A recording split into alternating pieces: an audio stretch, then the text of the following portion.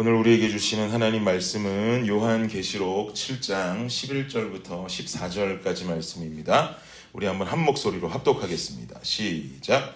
모든 천사가 보좌와 장로들과 내 생물의 주위에 서 있다가 보좌 앞에 엎드려 얼굴을 대고 하나님께 경배하여 이르되 아멘. 찬송과 영광과 지혜와 감사와 존귀와 권능과 힘이 우리 하나님께 세세토록 있을지어다. 아멘 하더라.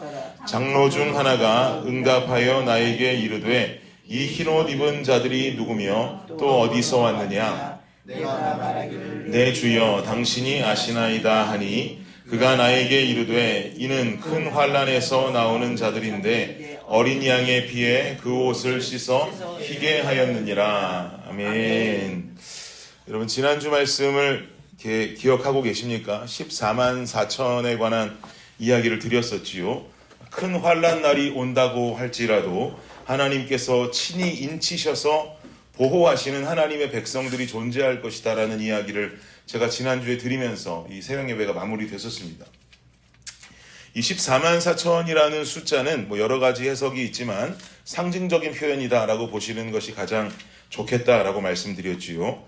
그리고 오늘 본문으로 넘어와서는 이 14만 4천이라고 하는 제한적인 숫자로 택하신 백성들을 그냥 그 숫자로 제한하는 것 같더니만 그 뒤에 이어지기를 각 나라 족속으로 그 제한선을 확장시키시면서 큰 무리들이 더 등장하는 장면들을 만나게 됩니다. 이 장면만 보아도 14만 4천이라는 숫자에 우리가 마치 선착순처럼 들어가야 구원 얻는다라고 하는 주장은 굉장히 허무맹랑한 주장인 것을 알 수가 있는 거죠. 그러면 과연 14만 4천 이후에 나오는 큰 무리들이다 하는 표현이 어디에 등장하는가? 오늘 봉독한 본문 2절에 나오는 9절과 10절 말씀에 등장합니다. 우리 한번 굉장히 유명한 말씀인데요. 9절과 10절 말씀 한번 읽어보죠. 시작. 이 일 후에 내가 보니 각 나라와 족속과 방언에서 아무도 능히 셀 수 없는 큰 무리가 나와 흰옷을 입고 손에 종려 가지를 들고 보좌 앞과 어린 양 앞에 서서 큰 소리로 외쳐 이르되 구원하심이 보좌에 앉으신 우리 하나님과 어린 양에게 있도다 하니. 아멘. 각 나라와 족속과 백성과 방언에서 아무도 능히 셀 수 없는 큰 무리가 나왔다 그러잖아요. 그죠? 큰 무리가 나와서 흰옷을 입고 찬양한다라고 말씀하는데 어떻게 찬양한다 그럽니까? 우리가 너무나 잘 아는 찬양의 가사죠. 구원하심이 보좌에 앉으신 우리 하나님과 어린 양께 있도다. 우리 비전이란 찬양 함께 많이 부르는데 그 찬양의 가사가 여기서 나온 것이죠. 이 가사, 구원하심이 보좌에 앉으신 우리 하나님과 어린 양께 있도다. 이 가사가 굉장히 당연한 의미인 것 같고 그리고 단순한 의미인 것 같지만 동시에 굉장히 중요한 의미를 가지고 있는 구절입니다. 사랑하는 여러분, 구원하심의 주권은 오직 우리 주 하나님께만 있음을 믿으십니까? 아멘. 구원의 주권은요 어떤 특정한 인간에게 있을 수 없고요. 구원의 주권은 어떤 특정한 선한 행위에 있을 수도 없습니다. 구원의 주권은 오직 우리 주 하나님께만 있는 줄을 믿습니다. 이것이 명확한 진리일 수밖에 없는 이유는 지금 이렇게 소리치며 노래하고 있는 사람들은 이미 구원 얻은 백성들로 천국에 들어온 자들 아니겠습니까? 이미 구원을 얻은 천국의 백성들이 구원의 주권자가 하나님임을 고백하고 있는 것이라면 이것에 대해서 반론을 제기할 수 있는 사람은 아무도 없는 것이죠. 구원의 주권은 온전히 하나님께만 있는 것이다라는 것이 바른 진리의 메시지가 되는 것입니다. 그런데 굉장히 기본적인 고백이고 당연한 고백 같은 이야기이지만 오늘날 수많은 그리스도인들이 이 고백에서 흔들림을 경험할 때가 많아요. 그러니 인간이 보혜사라고 떠드는 것에 미혹되는 그리스도인들이 생겨나는 것이고 또 선한 행동을 통해서 구원을 얻을 수 있다라고 하는 행위 구원론 같은 것에도 흔들리게 되는 것입니다. 구원은 하나님을 믿는 믿음으로 이르게 되는 것이며 그 구원의 주권은 오직 보좌에 앉으신 하나님과 어린 양 예수 그리스도께만 있다는 것을 확실하게 믿으시기를 바랍니다. 그러면 이렇게 찬양하고 있는 각 나라와 족속, 백성과 방언이라고 하는 큰 무리들의 정체는 누구들인가? 우리 13절 말씀 한번 보세요. 13절 읽겠습니다. 시작. 장로 중 하나가 응답하여 나에게 이르되 이 흰옷 입은 자들이 누구며 또 어디서 왔느냐. 13절에 말하기를 24보좌에 앉은 장로 중에 한 사람이 말하기를 이 흰옷 입은 자들이 누구냐라고 지금 묻고 있는 거예요. 흰옷 입은 자들은 제가 지금까지 말씀드린 그 큰 무리를 일컫는 것이죠. 이 찬양하고 있는 무리들, 구원하심이 보좌에 앉으신 어린 양에게 있도다라고 말하고 있는 이 사람들이 누구냐고 묻고 있는 거예요. 그러자 14절이 말하기를 이렇게 말합니다. 14절 읽어보겠습니다. 시작. 내가 말하기를 내 주여 당신이 아시나이다 하니 그가 나에게 이르되 이는 큰 환난에서 자들인데 어린 양의 피에 그 옷을 씻어 희게 하였느니라. 아멘. 내가 말하기를, 요한이 말하는 거죠. 내 주여 당신이 아시나이다 하니까 다시 그 질문을 했던 그 장로가 또다시 말하기를 이는 큰 환난에서 나오는 자들이다 라고 말하고 있습니다. 여기서 말하는 큰 환난은 특정한 재앙이나 환난을 말하고 있는 것이 아닙니다. 예수님 재림 이전에 나타나는 엄청난 환난 이런 것들을 이야기하는 것이 아니고 예수님의 초림 이후 부활하시고 승천하신 그 뒤에서부터 이루어지는 재림 이전까지 우리가 살아가면서 겪게 되는 모든 환난들을 통틀어서 일컫고 있는 거예요. 그러니까 당시 요한계시록이 집필되는 상황 속에 교인들의 삶을 우리가 돌이켜 생각해 보면 하나님께서 이들에게 이 말씀을 통해서 어떤 메시지를 전달하고 싶으셨던 것인지를 우리는 알 수 있게 됩니다. 당시 성도들이 겪고 있는 환난은 예수 믿음으로 인해서 세상에서 겪게 되는 환난을 의미하는 것이죠. 즉 흰옷 입은 백성들이라는 자들은 예수를 믿는 믿음을 당시를 살아가는 그 세대 속에 지키기 위해서 세상에서 환난을 겪었지만 그 어려움을 끝내 이기려고 몸부림치며 살아왔던 믿음의 백성들을 말하는 것입니다. 사랑하는 여러분, 우리는 우리의 믿음과 신앙을 지키기 위해서 얼마나 어려운 환난을 이겨내고 지나가고 있습니까? 오늘날 우리는 당시의 백성들처럼 예수 믿는다고 당시 사람들처럼 상거래를 중지당한다든지 유대인들 사이에서 고립된다든지 로마 당국의 보호를 받지 못한다든지 하는 어려움들을 당하면서 예수 믿는 사람들은 없습니다. 현재 그런 사람들은 없어요. 이런 환난 우리 겪지 않아요. 그래서 오늘날 우리가 믿음을 지키는 데에 경험하고 있는 가장 큰 환난은 무엇이냐면 바로 나 자신이라고 하는 내 자아입니다.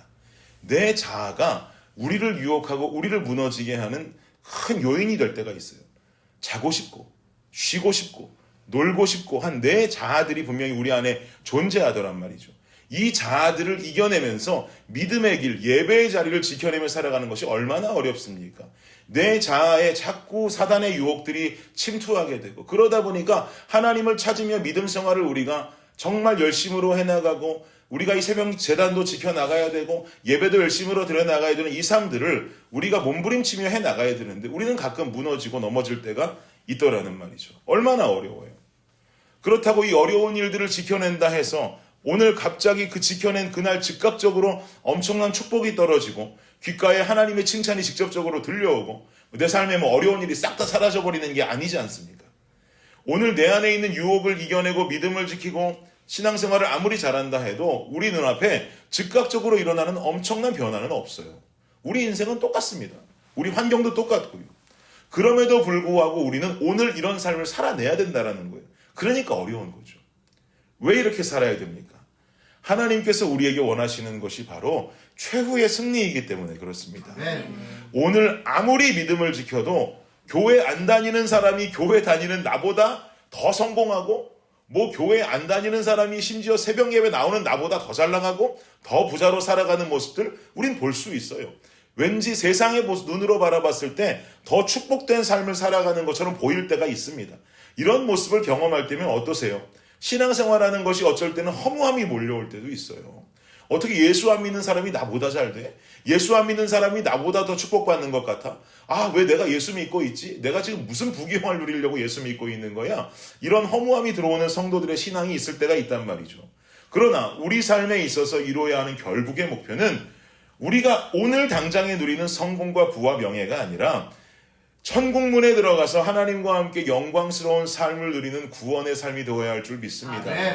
하나님의 가르침이 오늘 이루어야만 하는 승리이고 하나님의 가르침이 오늘 이루어야 하는 성공이라고 한다면 예수 그리스도의 십자가는 패배의 형태를 받게 되지 않는 거예요.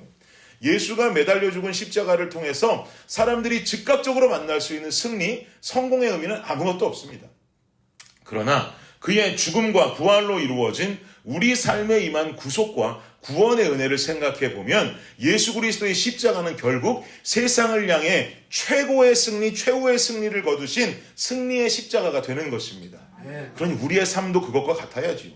여러분, 바쁜 일상을 사시면서도 피곤하시지만 하나님을 예배해야 되고, 몸이 아파도 주님을 찾아 나와야 되고, 내 삶이 풍족하지 않아도 주의를 지키며 주님 앞에 우리가 나와야 하는 이유, 몸부림치면서 힘들게 신앙을 지켜야 하는 이유는요, 바로 여기에 있는 거예요.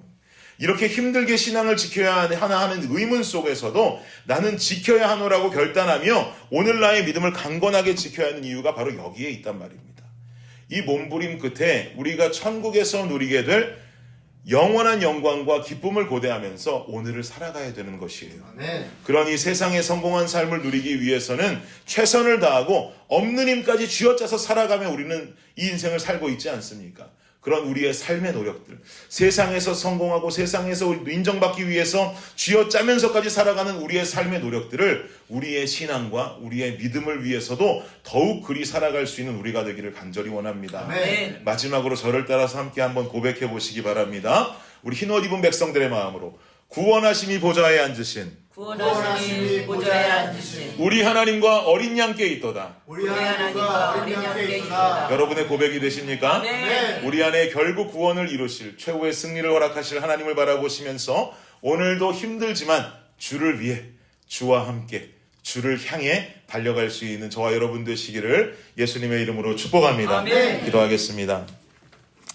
구원하심이 보좌에 앉으신 우리 하나님과 어린 양께 있음을 주님 믿고 선포합니다. 그러기에 구원을 이루실 하나님 바라보며 아버지 하나님, 우리의 삶이 때로는 고단하다 할지라도, 우리의 삶에 때로는 어려운 환경이 주어진다 할지라도 끝내 주의 이름을 부르고 하나님께 붙들려 있는 우리의 삶이 되게 하여 주시옵소서. 그 믿음과 신앙을 지켜나가며 하나님께 구원의 참된 축복과 최후의 승리를 경험하는 우리 모든 블레싱 성도님들의 삶이 되게 하여 주옵소서.